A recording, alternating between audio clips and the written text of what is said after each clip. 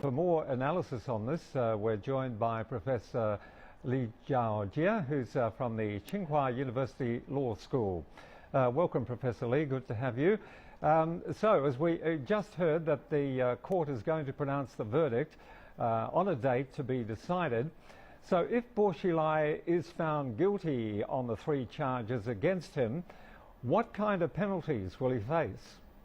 Hi. Well, I think if the defendant is found guilty on all 3 charges against him, then I think a very severe punishment will be surely imposed on him, because all 3 charges are very serious crimes according to the Chinese law.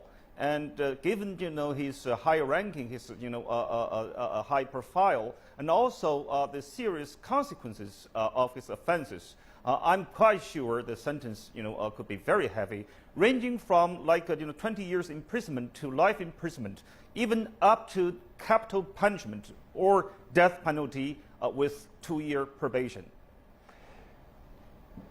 There's something, of course, that many people have been asking, and I put the question to you now. Is there any possibility that Bo Xilai will appeal to the court? No problem. If defendant cannot accept the verdict, the first instance of the trial, he has a right to appeal to the High Court of Shandong Province. And what are the major highlights of the 5-day trial? You've been following it. You've been appearing on many of our programs here at CCTV News.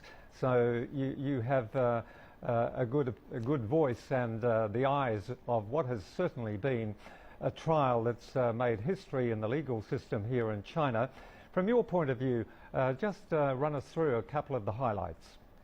Well, I think there are a number of highlights out of this trial, and I'll just name a few. I think this trial will be regarded as a further contribution, as a positive contribution in furthering rule of law in China in many aspects. First of all, the trial was open and transparent, so that the public, both domestic and international, can oversee what was going on within the courtroom.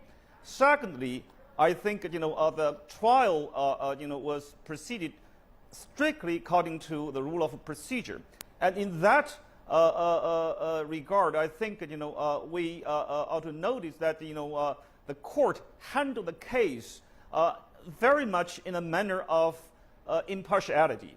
Impartiality means, in this particular case, the right of defendant to defend himself, to challenge the evidence, to cross-examine the witness has been fully and adequately respected.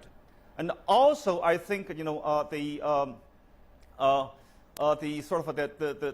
calling of the witness is also quite remarkable.